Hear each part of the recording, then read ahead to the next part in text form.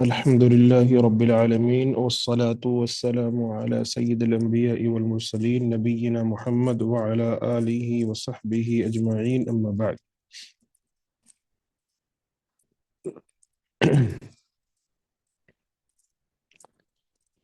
جمعے کے تعلق سے مسائل چل رہے تھے کہ جمعے میں بات نہیں کرنا ہے، خاموشی کے ساتھ جمعے کی نماز ادا کرنی ہے.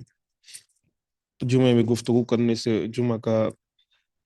جمعے کی جو اہمیت ہے وہ ختم ہو جاتی ہے. جمعے کے اندر کسی قسم کی کوئی گفتگو جائز نہیں ہے.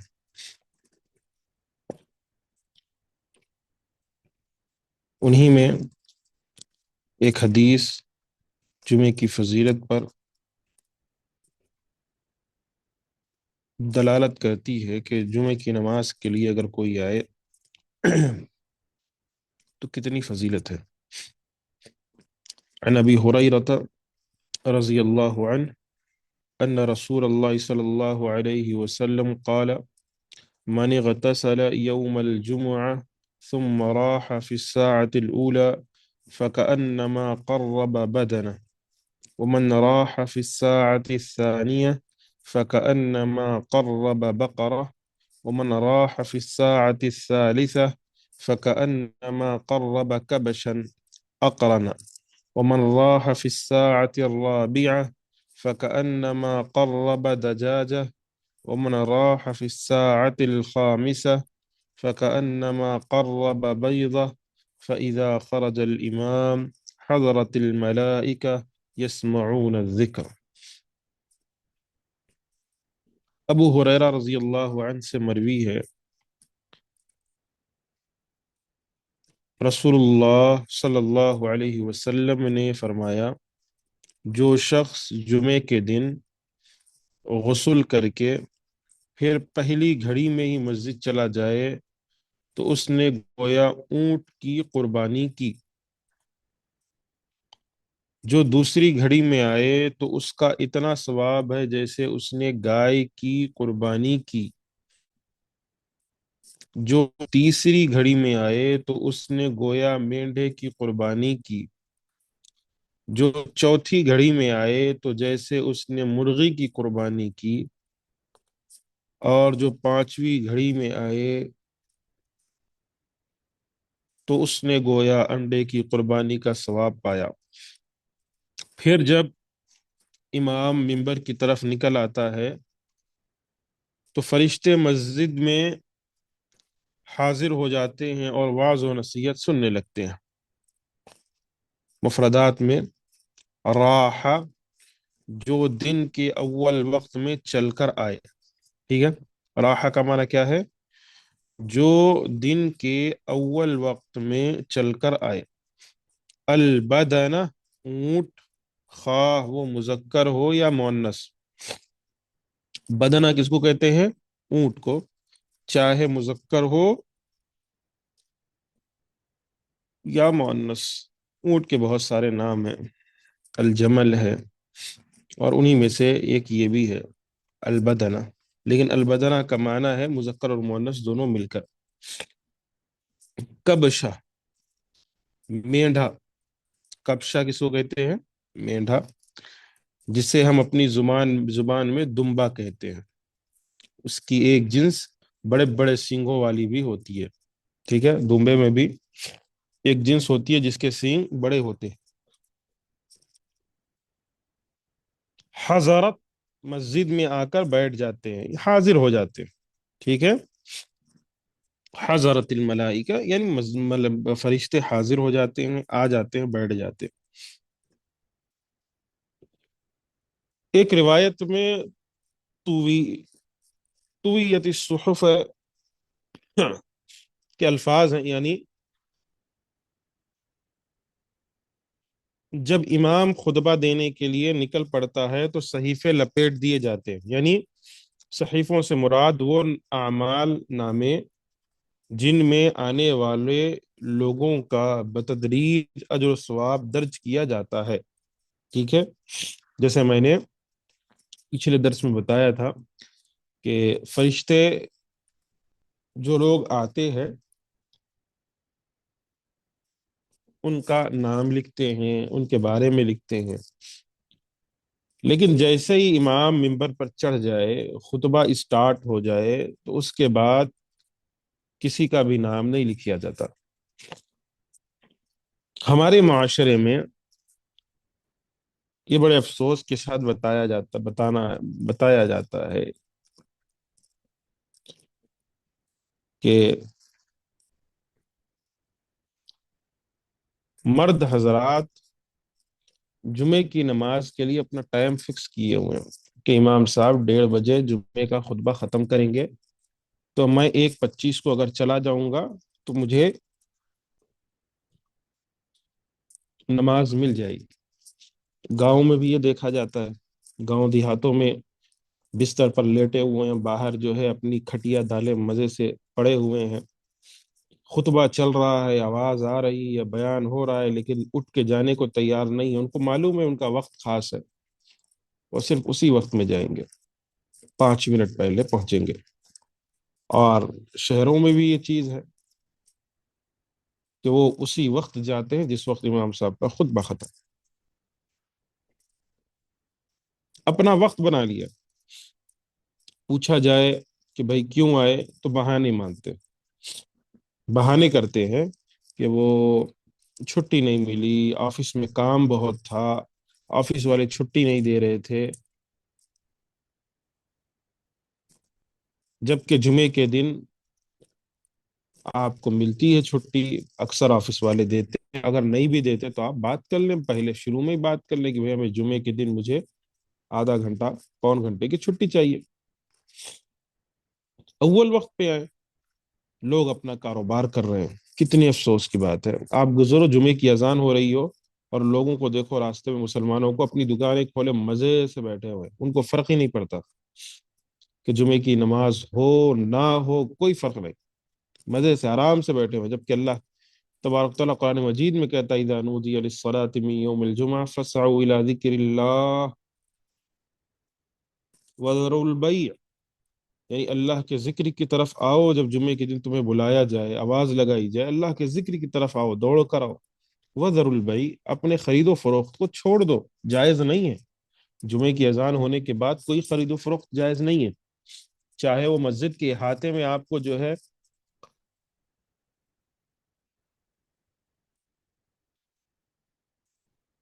مسواک اور خوشبو ہی کیوں نہ بانٹ رہا ہو، جائز نہیں ہے۔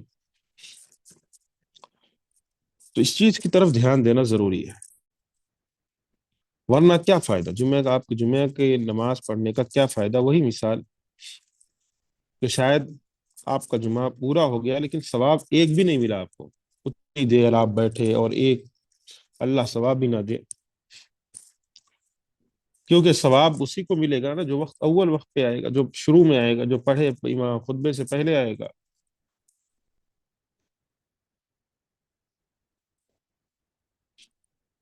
امام ابن قیم فرماتے ہیں کہ ثواب درج کیے جانے والے صحیفے تو لپیٹ دیے جاتے ہیں، البتہ فرض کی ادائیگی کا اندراج کرنے والے صحیفے نہیں لپیٹے جاتے، یعنی وہ جو آپ کی جو فرض نماز ہے جمعے کی، وہ آپ کی ہو جائے گی، لیکن جو ثواب ملنا تھا آپ کو اور جو چیزیں ملنی تھی وہ آپ کو نہیں ملتی۔ عن سلم عن سلمة بن الأكوع وكان من أصحاب شجرة قال كنا نصلي مع رسول الله صلى الله عليه وسلم الجمعة ثم ننصرف وليس للحيطان ظل نستظل به، وفي لفظ كنا نجمع مع رسول الله صلى الله عليه وسلم إذا زالت الشمس ثم نرجع فنتتبع الفيء۔ اس سے پہلے، اس حدیث سے پہلے ایک مسئلہ جو بہت ضروری ہے، قبل اس کے ہم یہ حدیث آگے شروع کریں، وہ یہ ہے کہ یہ جمعے کے اول وقت کیا ہے؟ اللہ کے نبی نے ذکر فرمایا جو اول وقت میں،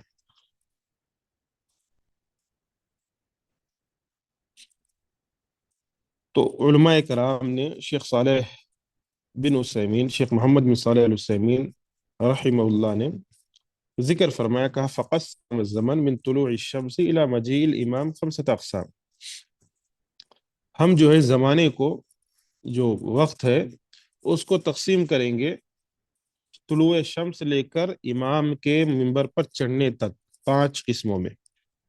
ٹھیک ہے. جو امام ہے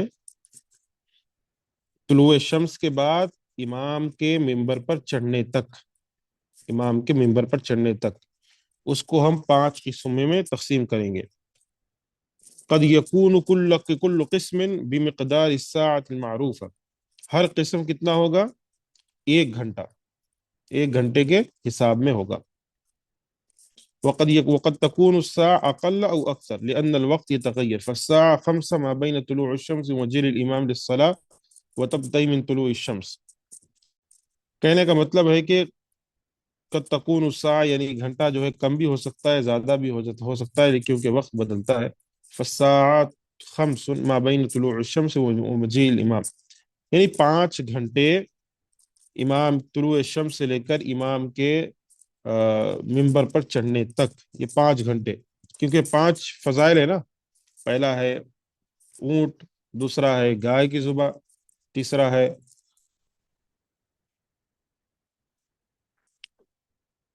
دمبے کا، چوتھا ہے مرغی کے، اور پانچواں ہے انڈے. تو یہ 5 ہے. تو ہم 5 کو، ہر قسم کو جو ہے کل قسم بمقدار الساعۃ المعروف ہے، یعنی ہر قسم کو جو ہے 1 گھنٹے کے حساب سے بھی اگر تقسیم کریں تو اس کا مطلب یہ ہوا کہ امام کے منبر پہ چڑھنے سے 5 گھنٹے پہلے جو مسجد میں آئے گا وہ اول وقت پہ آئے گا. ٹھیک ہے، وہ اول وقت پہ آئے گا. 4 گھنٹے پہلے جو آئے گا وہ اس کے بعد، 3 گھنٹے پہلے جو آئے گا وہ اس کے بعد، 2 گھنٹے پہلے جو آئے گا اس کو جو ہے کیا، مرغی کا، اور 1 گھنٹہ پہلے جو آئے گا اس کو انڈے کا ثواب ملے. اس حساب سے تقسیم کیا جا سکتا ہے. اور اس کو جو ہے ہم شروعات کریں گے طلوع فجر سے. ٹھیک ہے، اس وقت کو جو ہم شمار کریں گے طلوع فجر سے لے کر امام کے منبر پر چڑھنے تک. طلوع شمس سے یعنی سورج کے طلوع ہونے سے، طلوع فجر سے نہیں، یعنی فجر کی نماز سے نہیں، بلکہ سورج جب طلوع ہو جائے اس وقت سے لے کر امام کے منبر پر چڑھنے تک کے اوقات کو تقسیم کریں گے، اور 1 1 گھنٹہ اس میں رکھیں گے. کم زیادہ ہو سکتا ہے جس حساب سے، اس حساب سے اس کو تقسیم کریں گے تو یہی سب سے بہتر ہے، اور تقسیم بھی صحیح ہوگا. یہ اول وقت ہے جمعے کی نماز کے لیے آنے کا. اللہ کے رسول صلی اللہ علیہ وسلم نے یہ سارے مسائل اسی لیے ذکر کرے. تو اول وقت پہ کوئی آئے تو اول وقت اس کے لیے یہی ہوگا. اس کے بعد جو حدیث ہم نے پڑھی اس کا ترجمہ پڑھتے ہیں. سلمہ بن اکوع جو اصحاب شجرہ میں سے ہیں بیان کرتے ہیں کہ ہم رسول اللہ صلی اللہ علیہ وسلم کے ساتھ تھے.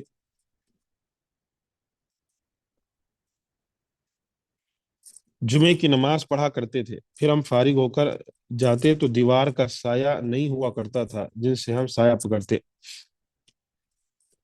اور ایک روایت میں ہے کہ ہم رسول کے ساتھ جمعہ اس وقت ادا کیا کرتے تھے جب سورج ڈھل جاتا، پھر ہم لوٹتے تو ہم سایہ تلاش کر رہے ہوتے. اصحاب الشجرہ کا کیا معنی ہوتا ہے؟ جو بیت رضوان میں حاضر رہے. ٹھیک ہے، جنہوں نے درخت کے نیچے، بیت رضوان میں ایک درخت کے نیچے بیعت کی تھی، تو ان کو اصحاب الشجرہ کہا جاتا ہے. بہت مشہور ہے بیت رضوان، اللہ کے رسول صلی اللہ علیہ وسلم نے جب بیعت کی تھی. الحیطان یہ حائط کی جمع ہے، یعنی دیوار. ٹھیک ہے، حائط کس کو کہتے ہیں؟ دیوار.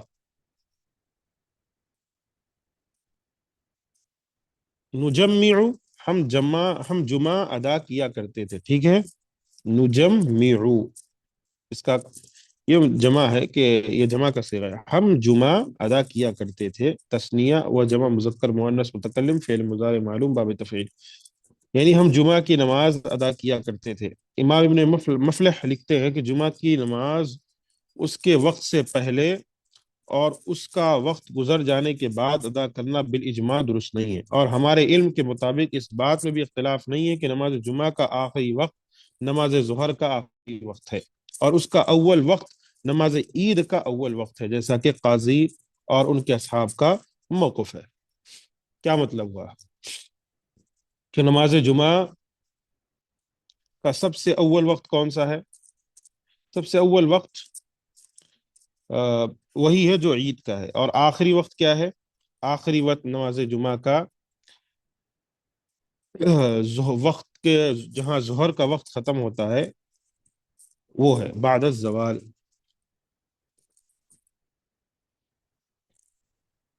اور اسی طریقے سے علماء کرام نے ذکر فرمایا ہے کہ جمعے کے اوقات یہی ہیں۔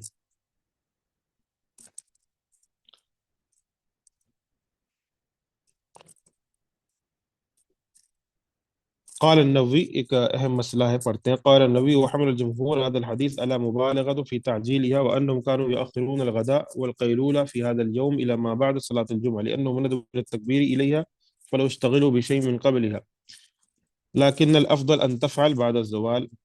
کہنے کا مطلب یہ ہے کہ جمعے کی نماز آپ کبھی بھی پڑھ سکتے ہیں۔ جمعے کی نماز کے لیے جو جمعے کا اوقات ہے نا، یہ وقت ظہر کے وقت سے شروع نہیں ہوتا ہے، ٹھیک ہے، اس سے پہلے بھی ادا کیا جا سکتا ہے ظہر کا، لیکن ہاں جمعے کا جو اختتام ہوگا، جمعہ جو ختم ہوگا وہ کب ختم ہوگا؟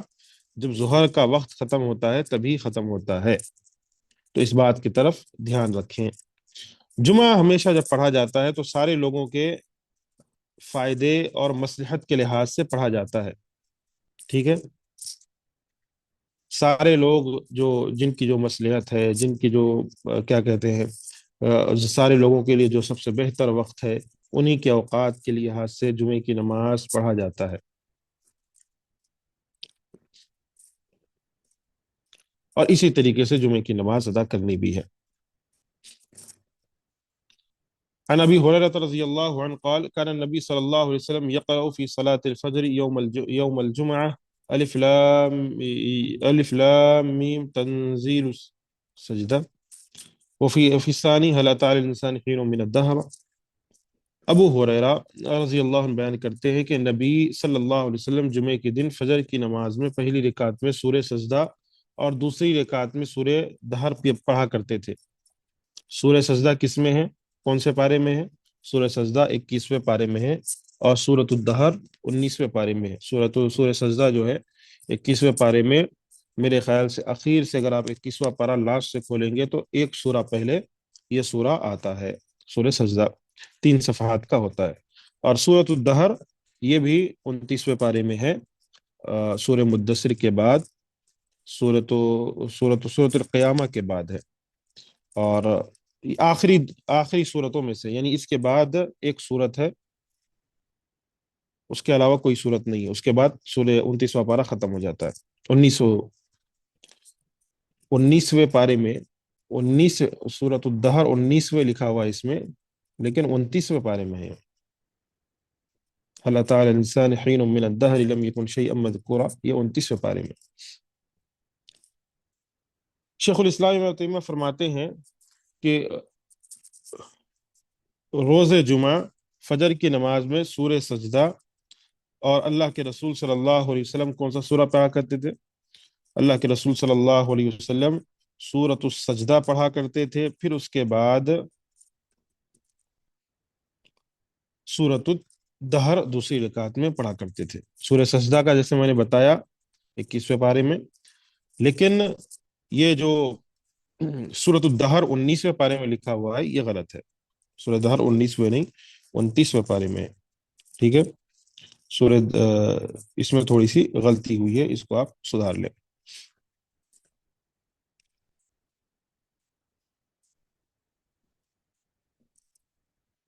شیخ الاسلام ابن تیمیہ فرماتے ہیں کہ روز جمعہ فجر کی نماز میں سورہ سجدہ اور سورۃ الدہر کی قرات کرنا بالاتفاق واجب نہیں ہے، علماء کا اس کے مستحب ہونے میں بھی اختلاف ہے۔ ابو حنیفہ اور مالک رحمہم اللہ اسے مکروہ بھی سمجھتے ہیں، جبکہ شافعی احمد کے نزدیک مستحب ہے۔ چنانچہ امام کو ہر جمعے کے دن ان پر مداومت اختیار نہیں کرنی چاہیے تاکہ عام لوگ اسے واجب نہ سمجھ بیٹھیں۔ سامنے آیا مسئلہ کہ جب بھی فجر کی نماز آپ پڑھائیں تو یہ تو اللہ کے نبی پڑھا کرتے تھے، یہ اللہ کے نبی کی عادت تھی، لیکن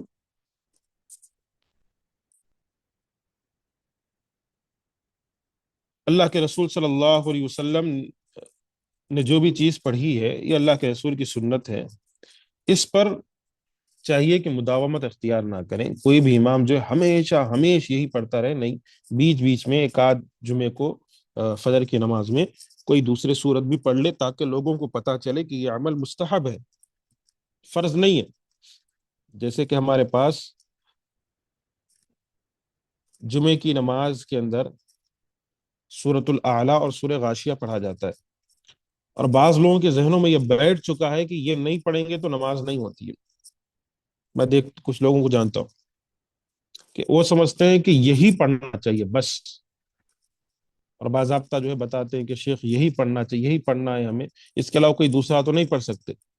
تو یہ کیوں ہوا؟ یہ اس لیے ہوا کیونکہ کسی چیز پر اگر مداومت اختیار کر لی جائے، ہمیشگی اختیار کر لی جائے، تو معاملات بگڑ جاتے ہیں۔ اسی لیے بیچ بیچ میں دوسرے سورے پڑھتے رہنا چاہیے تاکہ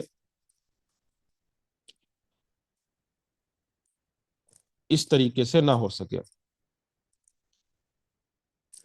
سب سے بڑی چیز میں نے جیسے آپ کو بتلایا مستحب ہے، لیکن کیا سورہ سجدہ اور سورہ انسان، سورۃ الدہر، سورہ انسان اس کا دوسرا نام ہے، سورہ سجدہ اور سورہ دہر آدھا آدھا پڑھ سکتے ہیں؟ جیسے سورہ سجدہ 3 صفحات کا ہے، اور سورہ سجدہ میں سجدہ بھی آتا ہے، کوئی اس کو آدھا پڑھے، آدھا پڑھ کے پھر دوسری رکعت میں سورہ انسان پڑھے، سورۃ الدہر آدھا، کیا ایسا صحیح ہے؟ شیخ الاسلام یعنی شیخ ابن عثیمین رحمہ اللہ فرماتے ہیں من اخطاء بعض الائمہ ان بعضهم يقرأ نصف سورة السجدہ ونصف سورة الانسان وكل هذا من الجہل۔ یہ سارا کا سارا کیا ہے؟ جہالت ہے، ایسا نہیں کرنا چاہیے۔ یا تو پورا پڑھیے یا تو آپ کوئی دوسری صورت پڑھ لیجیے، کیا ضروری پڑا ہوا ہے کہ وہی آپ پڑھیں؟ جب آپ کو پوری یاد ہو جائے تب آپ پڑھیے۔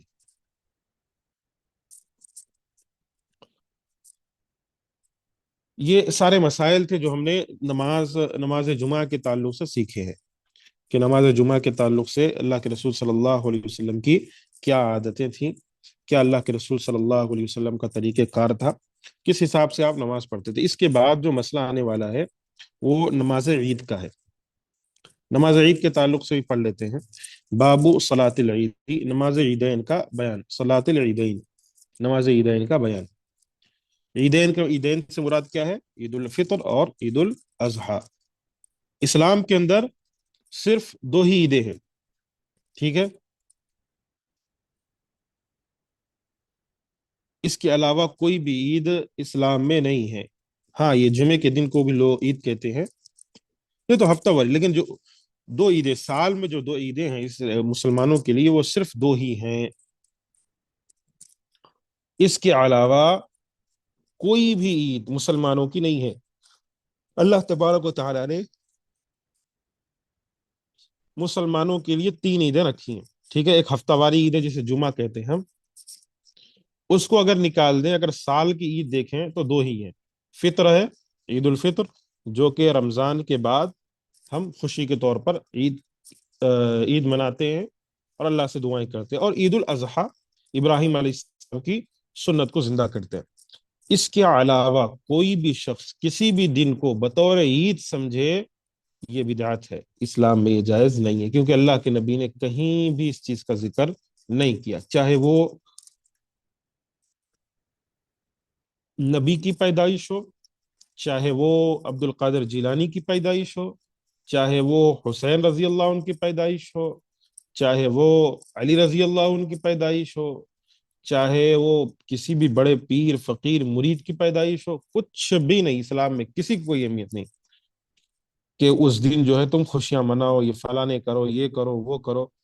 اللہ کے رسول صلی اللہ علیہ وسلم نے سختی سے منع فرمایا۔ آج کل ایک زمانہ تھا، اللہ کے رسول صلی اللہ علیہ وسلم کی میلاد جو مناتے ہیں، اس کو 12 وفات کہا جاتا تھا۔ آپ نے بھی سنا ہوگا کبھی ایک زمانے میں، بہت پہلے، 12 وفات 12 وفات بولا جاتا تھا۔ کب وہ دھیرے دھیرے عید میلاد النبی بن گیا پتہ ہی نہیں چلا، ٹھیک ہے؟ تو اللہ کے رسول صلی اللہ علیہ وسلم کی پیدائش کی خوشی اللہ کے رسول صلی اللہ علیہ وسلم نے نہیں منائی تو آپ کیوں منائیں گے؟ کہتے ہیں کہ پیر کے دن اللہ کے نبی نے روزہ رکھا تھا، تو بھائی پیر کے دن روزہ رکھا تو آپ روزہ رکھو، آپ روزہ رکھو، پھر سال میں ایک دفعہ کیوں منا رہے ہیں آپ؟ ہر پیر کو آپ روزہ رکھو، یہ نہیں ہوگا، کیوں؟ کیونکہ یہ ہمت نہیں ہے، اور رمضان کے روزے ہی بڑی تکلیف سے رکھتے ہیں۔ کیونکہ شیطان چاہتا ہے نا، شیطان کو خوش کرنا ہی اللہ کو خوش نہیں کرنا ہے۔ اللہ کو خوش کرنا ہوتا تو روزے رکھتے، شیطان کو خوش کرنا ہے تو گانے بجاتے ہیں، ناچ گانے۔ یہ فطرت ہے انسان کی، انسان اسی چیز کو پسند کرتا ہے جو اس کے دل میں ہے۔ یعنی مثال کے طور پر اس کو گانے، ناچ گانے اور اسی طریقے سے ڈھول تاشوں پر ناچنا، اور خواتین کا بے پردہ جو ہے عید کا نام لے کر نکلنا، یہ ساری چیزیں انہیں پسند ہے۔ تو اب اگر کوئی کہے بھائی میلاد نہیں منانا چاہیے، تو اب ان کو غصہ آتا ہے، کیونکہ ان کی خواہشات پر جو ہے کوئی، ان کے خواہشات پر کسی نے اپنا قدم رکھ دیا ہے، ان کو نہیں منانے دے رہا ہے۔ وہ چاہ رہے ہیں، وہ تو ان کی خواہش ہے، جبکہ اسلام، اللہ کے رسول صلی اللہ علیہ وسلم نے نہ یہ کبھی سکھلایا نہ کبھی بتا۔ جس حالت میں نبی کی پیدائش منائی جاتی ہے، یوں محسوس ہوتا ہے کہ کفار و مشرکین سے زیادہ، کفار مشرکین غیر مسلموں سے زیادہ اگر کوئی توہین کرتا ہے اللہ کے رسول کی، تو یہ وہ لوگ ہیں، یہ لوگ ہیں میری نظر میں۔ اگر آپ مجھ سے پوچھیں تو جو عرب کے مشرکین تھے جنہوں نے نبی کو تکلیفیں دی تھیں، ان سے زیادہ اگر کوئی توہین کرتا ہے اللہ کے رسول کی، تو یہ میلاد منانے والے، جس حساب سے اپنی کمروں کو مٹکاتے اور ناچتے ہیں، اس سے بڑی توہین اسلام کی کیا ہو سکتی ہے؟ یہ عیدین، صلاۃ العیدین ہے، شروع میں نے ذکر کیا آپ کو تاکہ واضح ہو جائے۔ عن عبداللہ ابن عمر رضی اللہ عنہما قال كان النبي صلى الله عليه وسلم وابو بكر وعمر رضي الله عنهما يصلون العيدين قبل الخطبه۔ عبداللہ بن عمر رضی اللہ عنہما بیان کرتے ہیں کہ نبی صلی اللہ علیہ وسلم اور ابو بکر و عمر دونوں عیدوں میں خطبے سے پہلے نماز پڑھا کرتے تھے۔ تو کیا پتا چلا؟ سب سے پہلے عید کے دن جاتے ہیں تو نماز ادا ہوگی، نماز کے بعد ایک خطبہ ہوتا ہے، پھر خطبے میں دعا بھی ہوتی ہے۔ عیدین سے مراد عید الاضحیٰ، عید الفطر اور عید الاضحیٰ ہے۔ امام شمس الدین رحمہ اللہ فرماتے ہیں کہ عید کی ادائیگی میں خطبے سے پہلے نماز پڑھنے کی بابت کسی کا اختلاف نہیں ہے سوائے بنو امیہ کے۔ بنو امیہ کا یہ فعل سنت نبویہ اور عمل صحابہ خلفائے راشدین کے خلاف ہے۔ تو اللہ کے رسول صلی اللہ علیہ وسلم سے یہی چیز ثابت ہے، عیدین سے پہلے نماز پڑھنا چاہیے، اور کیا کہتے ہیں، عید کے دن خطبے سے پہلے نماز پڑھنا چاہیے اور نماز کے بعد خطبہ دینا چاہیے۔ اسی طریقے سے اللہ کے رسول صلی اللہ علیہ وسلم کا عمل ثابت ہے۔ اگر کوئی پہلے خطبہ دے رہا ہو اور اس کے بعد نماز پڑھا رہا ہو تو یہ صحیح نہیں ہے، یہ بات یاد رکھیے گا۔ اس کے بعد والی حدیث، سیدنا براء بن عازب عن البراء بن عازب رضی اللہ عنہ قال خطبنا النبي يوم الأضحى بعد الصلاة فقال من صلى صلاتنا ونسك نسكنا فقد أصاب النسك ومن نسك قبل الصلاة فلا نسك له۔ قال أبو بردة قال أبو بردة بن نيار خال البراء بن عازب يا رسول الله إني نسكت شاتي قبل الصلاة وعرفت أن اليوم يوم أكل وشرب وأحببت أن تكون شاتي أول ما يذبح في بيتي فذبحت شاتي وتغذيت قبل أن آتي الصلاة۔ قال شاتك شاة لحم؟ قال يا رسول الله فإن عندنا عناقا هي أحب إلي من شاتين أفتجزي عني؟ قال نعم ولن تجزي عن أحد بعدك۔ سیدنا براء بن عازب رضی اللہ عنہ بیان کرتے ہیں کہ نبی صلی اللہ علیہ وسلم نے عید الاضحیٰ کے دن ہمیں خطبہ دیا اور فرمایا، جس شخص نے ہمارے ساتھ نماز پڑھی اور ہمارے ساتھ قربانی کی تو اس نے یقیناً قربانی کا اجر و ثواب حاصل کر لیا۔ یہ عید الاضحیٰ کے تعلق سے بات ہو رہی ہے۔ لیکن جس نے نماز سے پہلے ہی قربانی کر لی تو اس کی قربانی نہیں ہوئی۔ اس سے اس بات کا علم ہوتا ہے کہ عید کے دن جو قربانی کا دن ہوتا ہے، عید سے پہلے قربانی نہیں کرنی ہے۔ براء بن عازب کے ماموں ابو بردہ بن نیار نے عرض کیا، اے اللہ کے رسول، میں نے تو نماز سے پہلے ہی اپنی بکری کی قربانی کر دی۔ دراصل میں نے سمجھا کہ آج کھانے پینے کا دن ہے، تو میں نے چاہا کہ میرے گھر میں جو قربانی کا جانور سب سے پہلے ذبح کیا جائے وہ میری بکری ہو۔ چنانچہ میں نے اپنی بکری کو ذبح کر لیا، اور میں تو نماز کے لیے آنے سے پہلے اسے کھا بھی آیا ہوں۔ آپ صلی اللہ علیہ وسلم نے ارشاد فرمایا، تیری بکری صرف بکری کے گوشت کی بحیثیت ہے، اس نے کہا اللہ کے رسول ہمارے پاس بکری کا ایک بچہ ہے جو مجھے دونوں بکریوں سے زیادہ پسندیدہ ہے، تو کیا وہ مجھے کفایت کر جائے گا؟ آپ نے فرمایا ہاں، لیکن تیرے بعد کسی کو ہرگز کفایت نہیں کرے گا۔ تو یہ النسک کہتے ہیں ذبح کو، یعنی ذبح کرنا۔ اور عناقن کا مطلب ہوتا ہے 1 سال سے کم عمر بکری یا بھیڑ کا بچہ۔ تو کیا مراد ہوا؟ بات یہ ہوئی کہ عید الاضحیٰ کے وقت اگر کوئی آئے اور عید سے پہلے قربانی کرے، وہ قربانی جائز نہیں۔ بعض مسائل انشاءاللہ آئندہ کل کے دروس میں بھی آئیں گے قربانی کے تعلق سے مفصل طریقے سے، کچھ مسئلے آپ کے سامنے میں ذکر کر دے رہا ہوں۔ عید سے پہلے اگر کوئی شخص قربانی کرے، وہ قربانی جائز نہیں ہے۔ جیسے بعض لوگ حصہ لیتے ہیں، اور کچھ لوگ حصہ لیتے ہیں اور اپنی نماز ابھی پوری نہیں کرتے، اس سے پہلے قربانی کر دیا جاتا ہے۔ نہیں، پہلے نماز پوری ہوگی، اس کے بعد آپ بتائیں گے کہ بھائی میری نماز ہو گئی ہے، اب آپ قربانی کیجیے۔ قربانی کے ہر طریقے سے عید سے پہلے آپ، اگر عید سے پہلے کسی نے قربانی کر لی نماز عید سے پہلے، تو صرف وہ گوشت ہے، حلال ہے، ایسا نہیں کہ حرام ہے، کھا سکتا ہے، کھائے پیے، لیکن اس کی قربانی نہیں ہوئی۔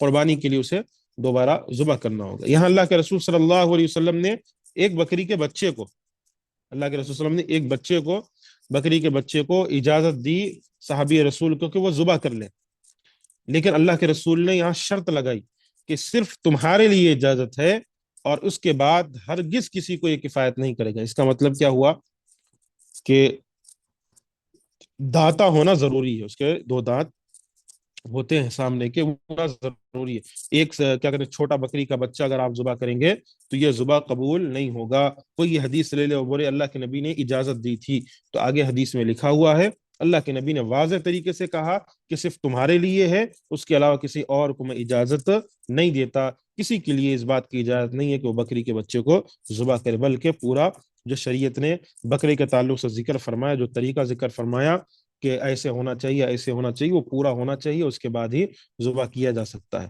باقی باتیں انشاءاللہ اس کے تعلق سے کہ بکری کے ذبح کیسے ہوتا ہے، کیا طریقہ کار ہے، اس تعلق سے مفصل طریقے سے کل انشاءاللہ آئندہ ہفتے بات ہوگی۔ اللہ سے دعا ہے جو باتیں ہمیں بتائی گئی ہیں ہمیں اس پر عمل کی توفیق عطا فرمائے۔ السلام علیکم ورحمۃ اللہ وبرکاتہ۔